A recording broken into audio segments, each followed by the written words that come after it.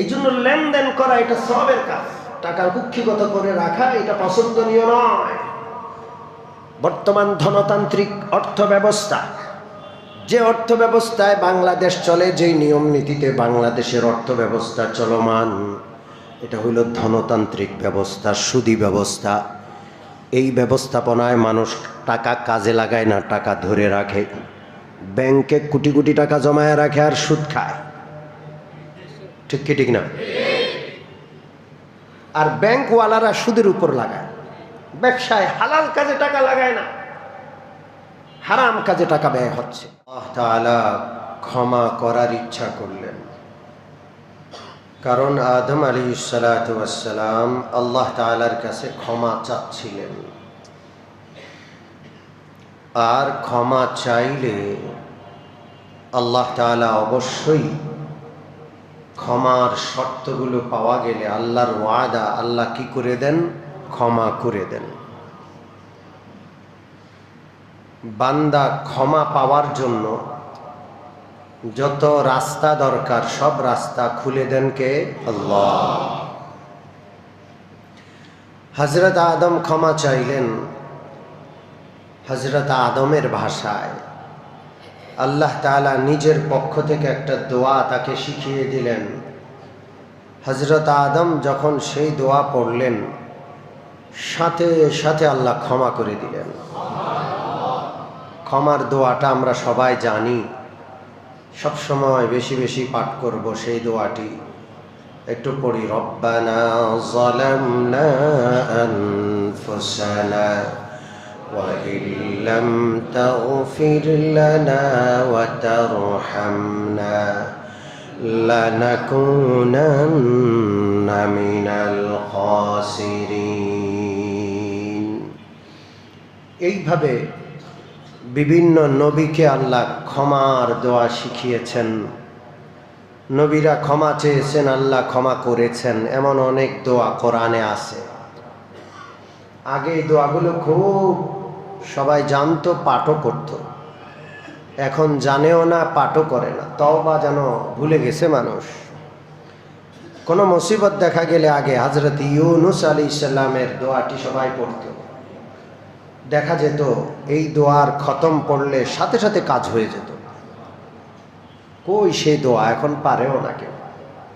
মহব্বতের সাথে পড়ি, লা ইলাহা ইল্লা আনতা সুবহানাকা ইন্নী কুনতু মিনাজ জালিমিন।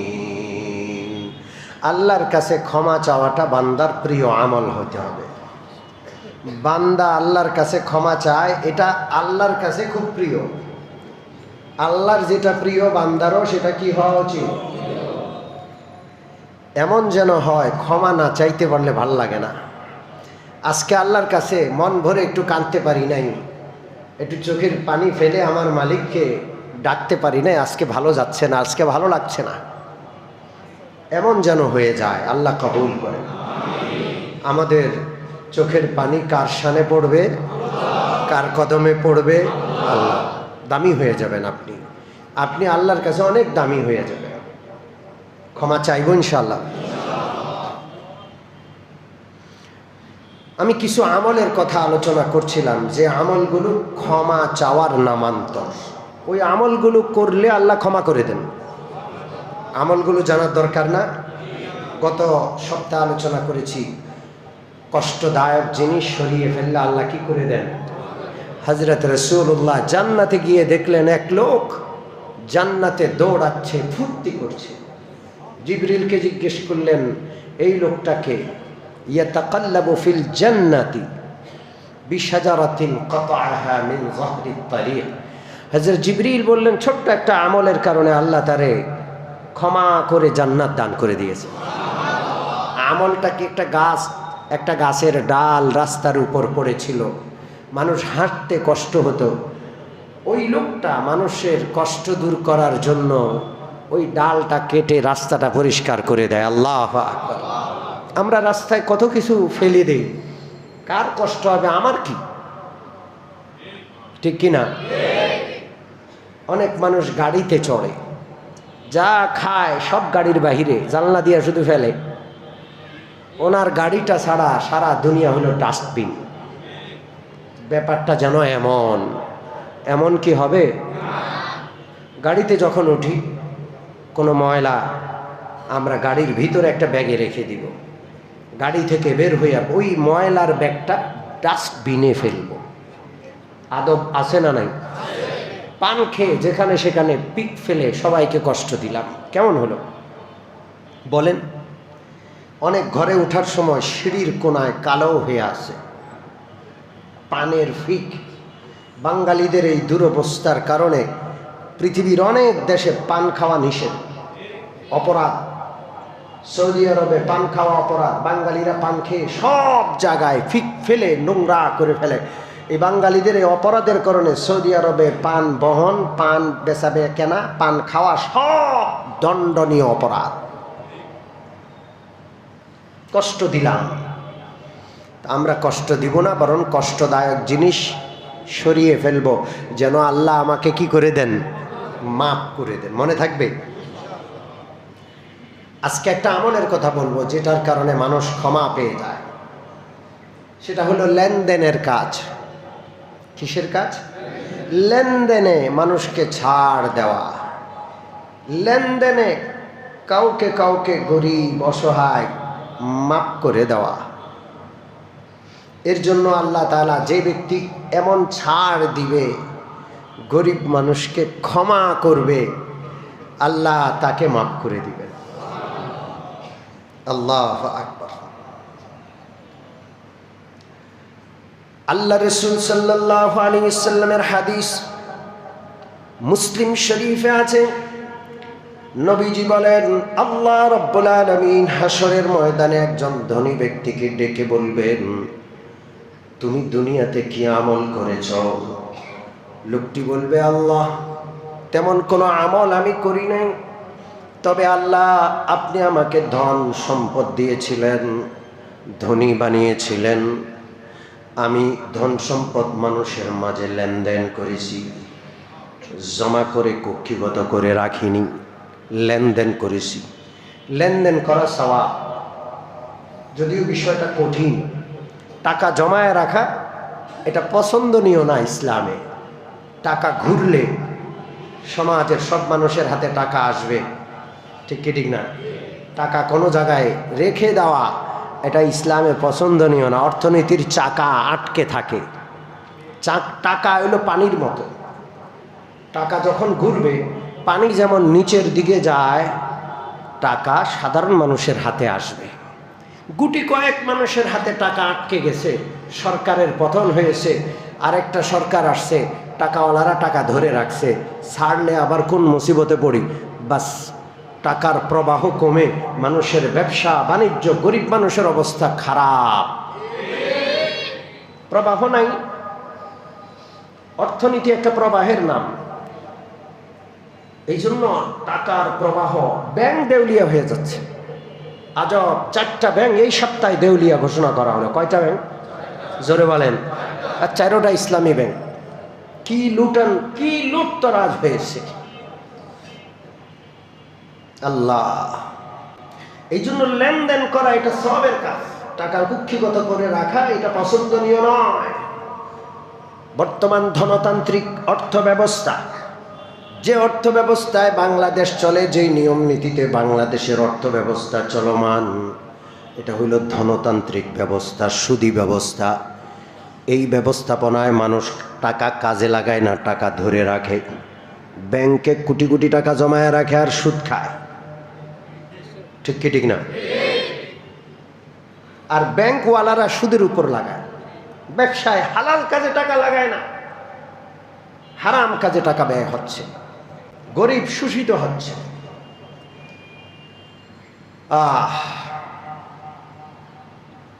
আল্লাহ রাসূল বলেন, ওই লোকটাকে আল্লাহ রাব্বুল আলামিন হাসরের ময়দানে জিজ্ঞেস করবেন, তুমি কি আমল করেছো?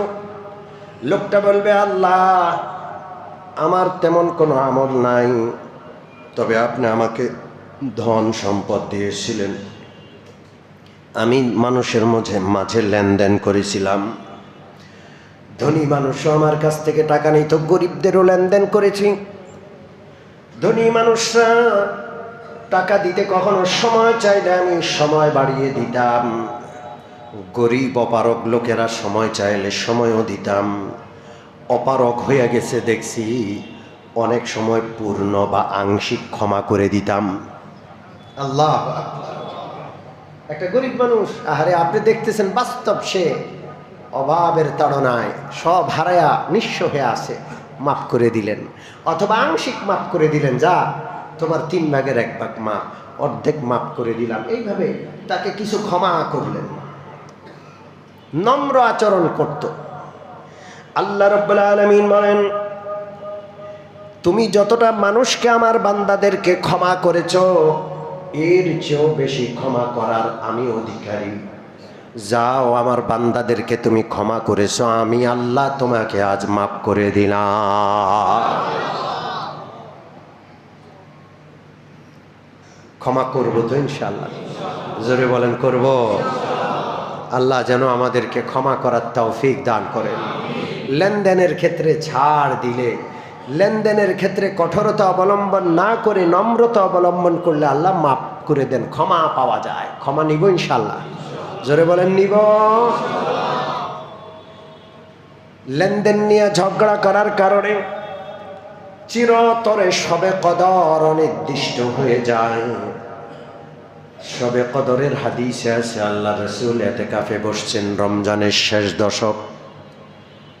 এতেকাফ করার সময় রাসূলুল্লাহ একটা পর্দা টানায় নিতেন। ওই পর্দার ভিতর থেকে রাসূলুল্লাহ বের হলেন, দেখলেন সাহাবীদের 2 জন মসজিদে ঝগড়া করছেন। একজনের নাম কাব ইবনে মালিক, তিনি পাওনাদার, আর একজন দেনাদার। দেনাদার পাওনাদাররে দেখে শুধু গা ঢাকা দেয়। আজকে মসজিদে যখন ধরা পড়ে গেছে, পাওনাদার ভালো করে ধরছে, টাকা কেন দাও না, খালি পালায় পালায় থাকো। খুব ভালো করে ধরছে, দুজন ঝগড়া লেগে গেছে। রাসূলুল্লাহ সাল্লাল্লাহু আলাইহি ওয়াসাল্লাম এতেকাফের ছোট্ট হুজরা থেকে বের হয়ে ঝগড়া থামালেন। কিভাবে থামাইলেন?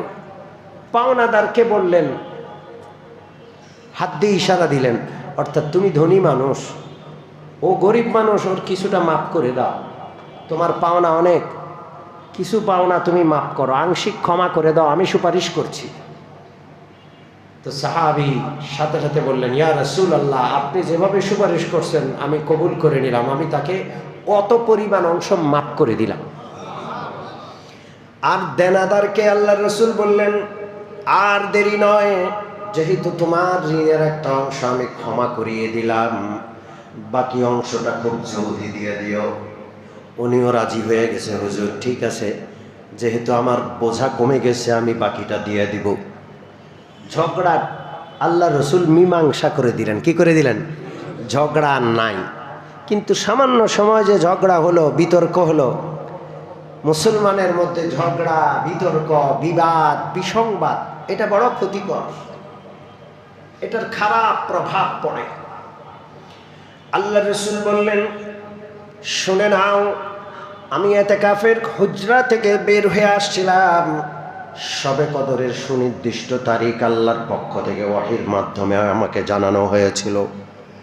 আমি বলতে বের হয়েছি নির্দিষ্ট তারিখ, কিন্তু এই মুহূর্তে ঝগড়া থামাইতে গিয়ে আমি সেটা ভুলে যাই। আমার আর মনে পড়ছে না, আমি মনে করতে পারছি না শবে কদরের সেই তারিখটা কত তারিখ, আর মনে করতে পারছি না। ঝগড়া থামাইতে গিয়ে একটা করতে গিয়ে আরেকটা কি করে গেলাম, ভুলে গেলাম। শুনে রাখো, আল্লাহ তাআলা আমাকে ভুলিয়ে দিয়েছেন, হয়তো শবে কদরের তারিখটাও নির্দিষ্ট থাকার মধ্যেই কোনো কল্যাণ আছে। ঠিক কি ঠিক না? তোমরা 21, 23, 25, 27, 29 বেজোড় রাত্রিগুলো ইবাদতে কাটাও। এই বেজোড় রাত্রিগুলোর কোনো এক রাত্রি শবে কদর হবে। আল্লাহ আকবার। শবে কদর অনির্দিষ্ট রয়ে গেল, অথচ সুনির্দিষ্ট করে একটা তারিখ আল্লাহ দিয়েছিলেন। ভুলে গেলেন রাসূলুল্লাহ, কেন? ঝগড়া থামাইতে গিয়ে। দুজন সাহাবী মসজিদে নববী যেখানে ঝগড়া হচ্ছে, ঝগড়া থামাচ্ছেন রাসূলুল্লাহ। সেই মজমাটা পৃথিবীর সর্বশ্রেষ্ঠ মানুষের মজমা, সাহাবা, সর্বশ্রেষ্ঠ নবী সেই ঝগড়া থামাচ্ছেন। এরপরেও তার মধ্যে এতটুকু না বরকতি যে কিয়ামত পর্যন্তের জন্য এই উম্মত শবে কদরের সুনির্দিষ্ট তারিখ জানা থেকে বঞ্চিত হলো। এবার চিন্তা করেন আমরা কি পরিমাণ ঝগড়া করি। স্বামী স্ত্রীর মধ্যে ঝগড়া, ভাই ভাই ঝগড়া, জালে জালে ঝগড়া, ননদ ভাবিতে ঝগড়া, এলাকায় এলাকায় চাঁদাবাজে চাঁদাবাজে ঝগড়া। কথা ঠিক কি ঠিক না? ঝগড়াকে কমানো দরকার। সেই ঝগড়াকে আমরা বাড়াই কি বাড়াই না? আপনারা গত কালের সংবাদ হয়তো জানেন, গতকাল বা পরশু সোহাগ কাউন্টার, সারা বাংলাদেশে সোহাগ সার্ভিস একটা বাস, আপনারা জানেন, হ্যাঁ, খুব ভালো মানের একটা বাস, ঠিক কি ঠিক না? আমরা যেই মানের বাংলাদেশের মানুষ, কথা বুঝে আসছে, যারা ভালো কোম্পানির বাস এরা লস দিয়েও চালায়, ঠিক কি ঠিক না? আমরা আরাম চাই, ভালো টাকা দিতে রাজি না। যাই হোক, এই সোহাগ কোম্পানির সবচাইতে বড় একটা ভালো দিক হলো যখন নামাজের সময় হয় একজন মুসল্লি থাকলেও বাস থামবে, নামাজ পড়াবে। ওই কোম্পানির বিশাল কাউন্টার মালিবাগে। আমি অনেক সময় মাহফিলে যেতে অনেক সময় ব্যক্তিগত গাড়ি না নিয়ে ওদের গাড়িতে যাই, আরাম। তো ওখানে দুইটা মাস্তান বিড়ি খাচ্ছে, সিগারেট খাচ্ছে, কাউন্টারের পাশে দাঁড়াইয়া। তাদের বিশাল বাসের ডিপো আছে ওখানে ভিতরে, তো আগুনও তো ধরতে পারে। ওরা এসে অনুরোধ করলো যে ভাই এখানে সিগারেট খাইয়েন না, আপনার সিগারেট খাওয়া দরকার, মেহেরবানি করে আপনি অন্য জায়গায় গিয়া খান। তারে সিগারেট খাইতে মানা করলো কেন? সে ওরে দিছে থাপ্পড়। চিনোস আমারে? কথা কি বুঝতে পারছেন? তো কাউন্টারের ভিতরে ওদের জায়গায় ওদেরকে থাপ্পড় দিছে। দুই তিনজন আরো লোক আসলো, বাসের ড্রাইভার আছে, হেল্পার আছে, গাড়ি পরিষ্কার করছে, শ্রমিকরা আছে, ওদেরকে ধাক্কা টাক্কা দিয়ে বাইর করে দিছে। বাস, এতক্ষণ ছিল দুই তিনজন, আধা ঘন্টার মধ্যে 30-40 জন নিয়ে আসছে। ঝগড়া বাড়লো না কমলো? জোরে বলেন। হাতে রান্দাও, হাতে চাইনিজ কুড়াল, হাতে বিভিন্ন অস্ত্র শস্ত্র, সোহাগ গাড়ি, বাংলাদেশের স্বনাম ধন্য একটি কোম্পানি। কত বড় দুঃসাহস এই চাঁদাবাজদের! আমরা মসজিদের মিম্বরে বসে এই সমস্ত চাঁদাবাজ, এই সমস্ত সন্ত্রাসীদের বিরুদ্ধে জিহাদ ঘোষণা করলাম। পরিষ্কার কথা, এত বড় একটা কোম্পানির কোন প্রকারের নিরাপত্তা এই দেশে নাই। আমি আপনি ব্যক্তি, আমার আপনার কোনো গণার মধ্যেই পড়ে না। আমাদের কোনো নিরাপত্তা কি আছে? আমরা এর সুষ্ঠু বিচার চাই।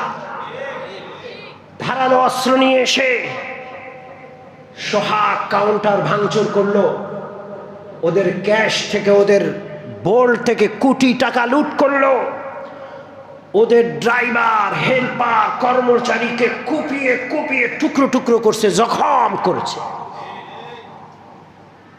একটা সিগারেট খাওয়া নিয়ে এত বড় কাণ্ড ঘটিয়ে গেল। সম্মানিত মুসল্লিয়ানে কেরাম, আমরা এই জমিনে এগুলো দেখতে চাই না, ঠিক কি ঠিক না? বিচার ব্যবস্থা, শাসন ব্যবস্থা, শাসক প্রশাসক সব নির্বিকার। এখন পর্যন্ত কোনো বিবৃতিও আমরা শুনি নাই। কোন দেশে আমরা বসবাস করি? চাঁদাবাজদের বিরুদ্ধে রাষ্ট্র চুপ আছে এখন পর্যন্ত। এত বড় একটা দুর্ঘটনা ঘটে গেল।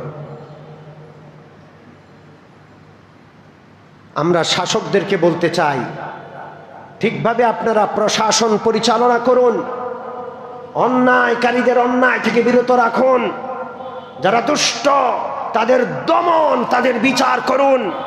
আর না হয় ফাঁসিবাদীকে যেভাবে লোকজন তাড়িয়েছে, আপনাদেরকেও লোকজন তাড়াতে বাধ্য হবে। এটা মগের মূল্যক না, ঠিক কি ঠিক না? কি আজব বিষয়! কি শুরু হয়েছে দেশে? মনে হয় যে কোনো শাসক নাই, কোনো বিচার আচার কিছু নেই, যে যা করতে চায় করে সাড়া পেয়ে যাচ্ছে। আমরা এমন দেশ চাই নাই।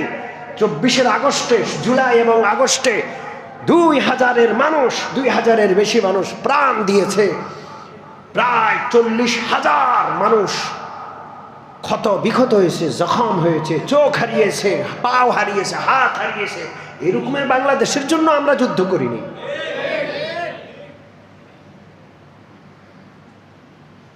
আসল কথায় ফিরে আসি, ঝগড়াকে ছোট করব না বাড়াবো? জোরে বলেন। বিচার না থাকলে মানুষ ঝগড়াকে বড় করে, কিচ্ছু হবে না। মাস্তানি দেখায়া যাব, দেখায়া দিব। নাউযুবিল্লাহি মিন যালিক। মেজাজ কন্ট্রোল করতে হবে, ঠিক কি ঠিক না? রাগ দমন করতে হবে, গোসা হজম করতে হবে। কোনো বিচার নাই। কবে আল্লাহ তাআলা ইসলামী শাসন আনবেন যেখানে প্রত্যেকেই ধৈর্যশীল হতে বাধ্য হবে? কেউ যদি ধৈর্য হারা হয়ে কোনো অঘটন ঘটায়, তাকে বিচারের আওতায় এনে দ্রুততম সাজা, সবার জনসম্মুখে, সবার সামনে সে যেই পরিমাণ অপরাধ করেছে ওই পরিমাণ সাজা সবার চোখের সামনে প্রকাশ্যে দিবালোকে স্পষ্ট সবার সামনে যখন সাজা প্রয়োগ করা হবে, হাজার মানুষ সেই সাজা দেখে শিক্ষা গ্রহণ করবে।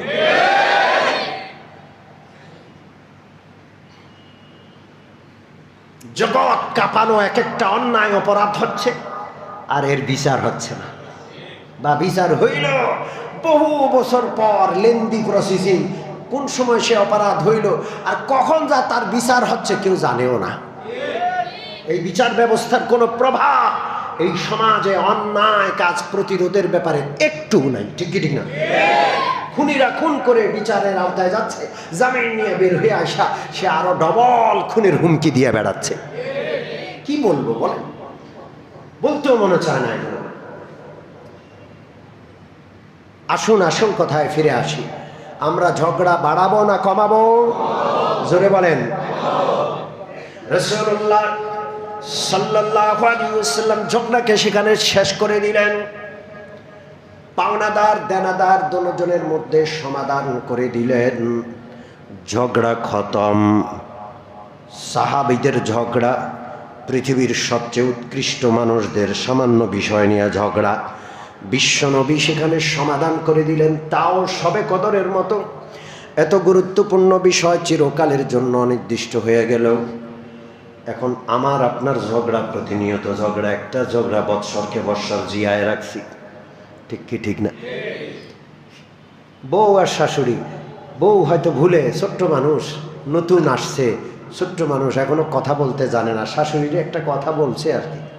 শাশুড়ি এই কথাটারে এমনভাবে মনের ভিতরে রাখছে, প্রতিদিন কথায় কথায় তারে সেটার উসুল তোলে।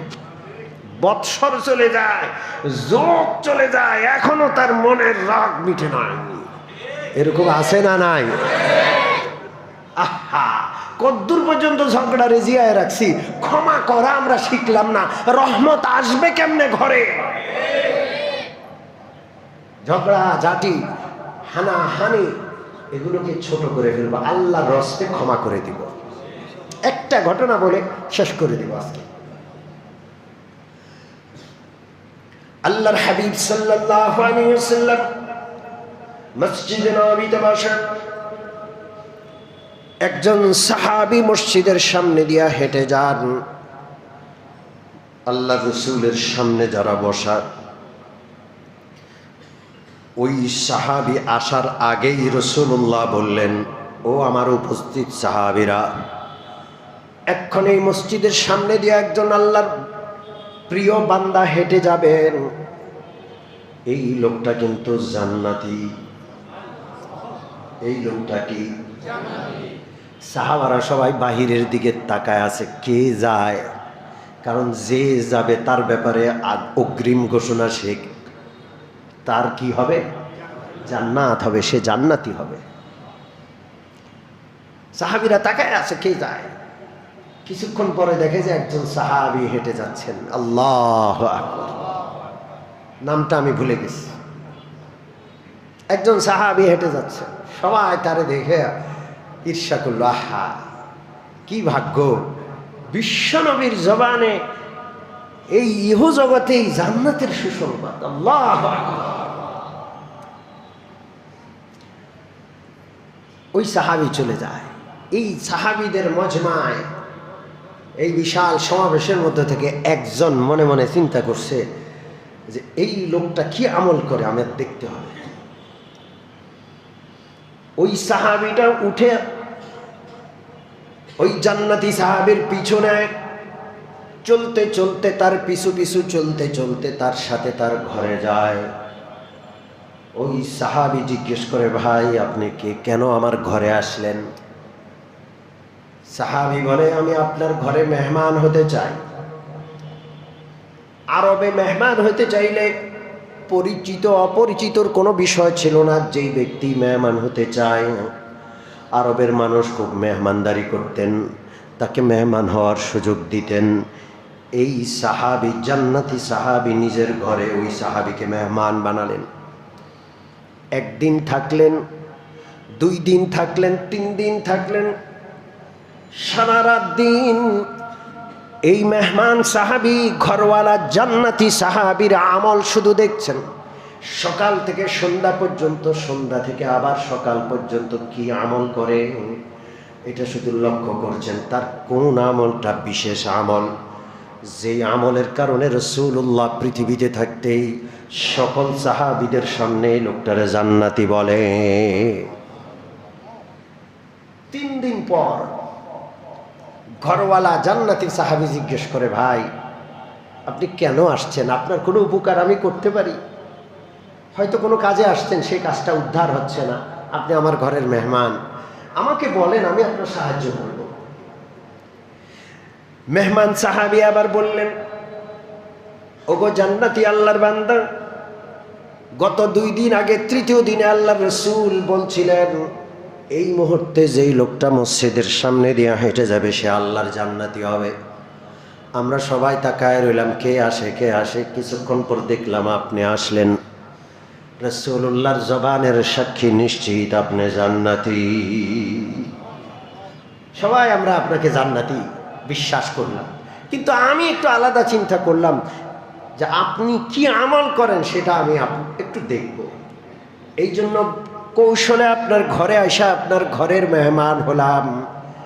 দিনরাত আপনাকে আমি ফলো করছি, আপনি কি করছেন, কি আমল করছেন। 3 দিন 3 রাত আপনার ঘরের মেহমান হইয়া রাত দিনের প্রতিটা আমল তন্ন তন্ন করে আমি তালাশ করলাম, খুঁজে দেখলাম। এমন কোনো বিশেষ আমল তো আমার নজরে পড়ল না। সব আমল স্বাভাবিক এবং আমাদের মতোই।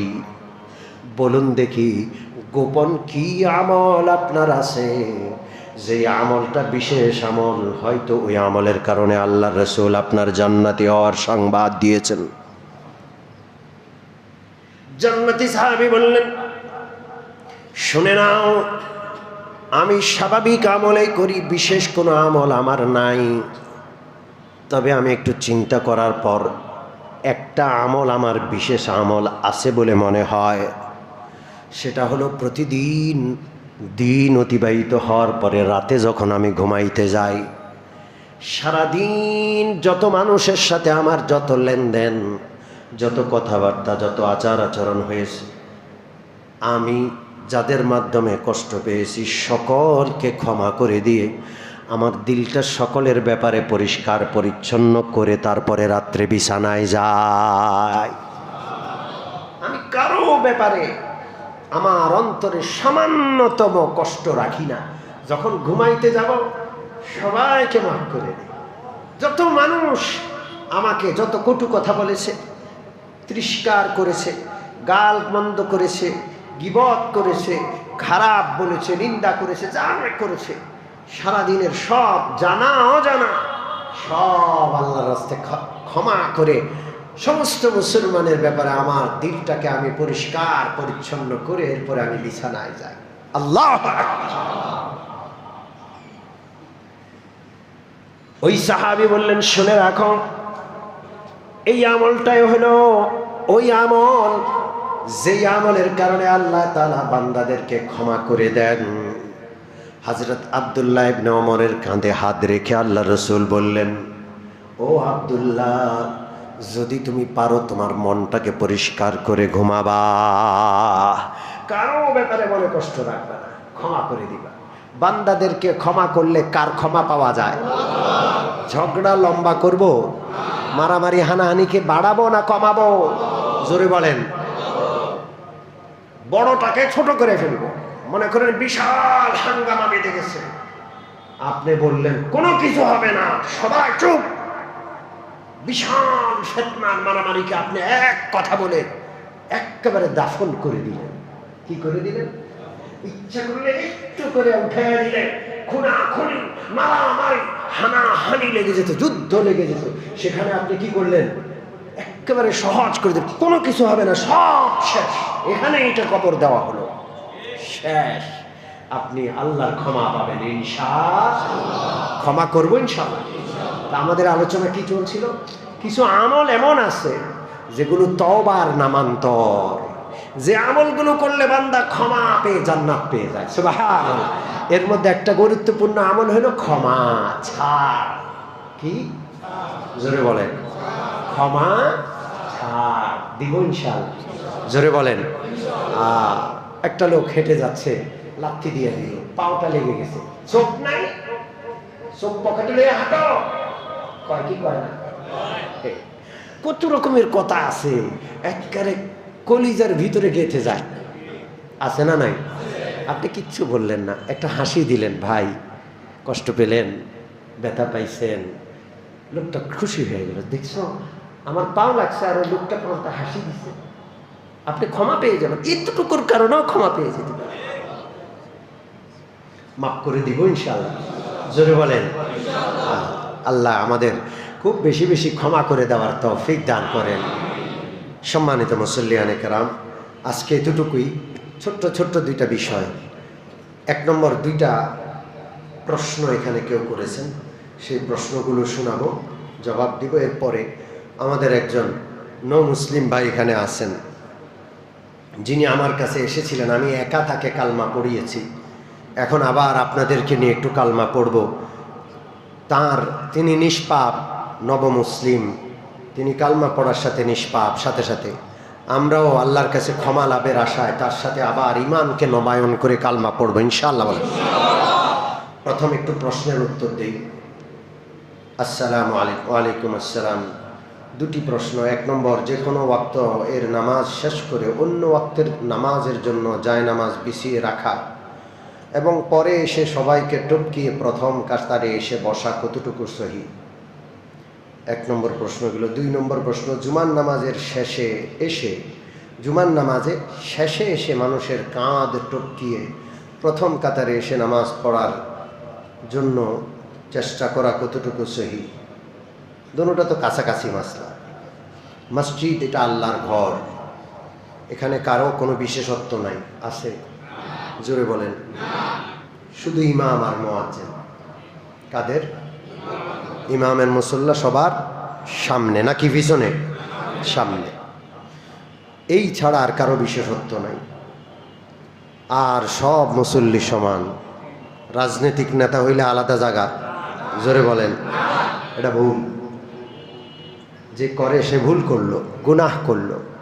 এলাকার বিশিষ্ট ব্যক্তি, সে আলাদা মুসল্লা বিষয় না, কাজটা ঠিক করলো? ভুল করলো। উনি প্রভাবশালী মানুষ, পরে আইসা সবাই ডিঙ্গিয়ে আগিয়ে যান, কেউ কিছু বলতে পারে না, বললেই ফিতনা বাজবে, কিন্তু কাজটা কি সঠিক না ভুল? সম্মানিত মুসল্লিয়ানে কেরাম, এই কাজগুলো কেউ করব না। আপনি যায় নামাজ বিছিয়ে রেখে জায়গা দখল করবেন না। কেউ কিছু না বললেও আপনি অন্যায় করছেন, আর অন্যায় আল্লাহর ঘরের ভিতরে আর বাহিরে করা বেশ কম আছে না নাই? নামাজ পড়তে এসে গুনাহ করলেন, সওয়াবের জায়গায় গুনাহ করলেন, মুসল্লিরা কষ্ট পেল। জুমার নামাজে শত শত মুসল্লি, হাজার মুসল্লি এখানে আগে এসে 12টার আগে এসে কাতারে বসে, আর আপনি পরে এসে মানুষগুলোকে ডিঙ্গিয়ে ডিঙ্গিয়ে আসলেন, সবগুলো মানুষ কষ্ট পায়। আর হাদিসে আছে জুমার নামাজে কাতার ডিঙ্গিয়ে আসা এটা কত বড় অপরাধ, যেন সে ডিঙ্গিয়ে জাহান্নামে যাচ্ছে। অথচ কাতার পূরণ করার জন্য আগে বাড়া এটা আল্লাহর সবচেয়ে প্রিয় কদম, প্রিয় পদক্ষেপ, আর সেটা ওই সময় অন্যায় হয়ে যায়। এই জন্য এই কাজগুলো করবো না, ঠিক আছে না? ইনশাল্লাহ রাজি আছে ইনশাল্লাহ। আমাদের বলতে মনে চায়, অনেক সময় বলি না, অনেক সময় বলি না, হজম করি, কষ্ট লাগে। আপনাদের বোঝা উচিত, আর সবাই বুঝেও, বোঝা সত্ত্বেও অনেক সময় নিজের নেতাগিরি দেখায়, ব্যক্তিত্ব দেখায়। কি করার আছে বলেন? এই লোকগুলোর কি করব আমরা? কি করতে পারি? আমাদের হাতে কি বিচার আছে? জোরে বলেন। আলেমদেরকে ক্ষমতা দিয়েন, তখন দেখাবে আলেমরা মসজিদে এসে বেয়াদবি করলে কত ধানে কত চাল। ঠিক কি ঠিক না? ক্ষমতা কিছু আমাদের হাতে দিবেন না, আর বড় বড় বিচার চাইবেন, তো হবে হবে কেমন? ঠিক কি ঠিক না? আল্লাহ তাআলা যেন যারা খাঁটি মুসলমান আল্লাহওয়ালা, সমাজের নেতৃত্ব, দেশের নেতৃত্ব, তাদের হাতে আল্লাহ দেওয়ার তৌফিক আমাদের দান করেন।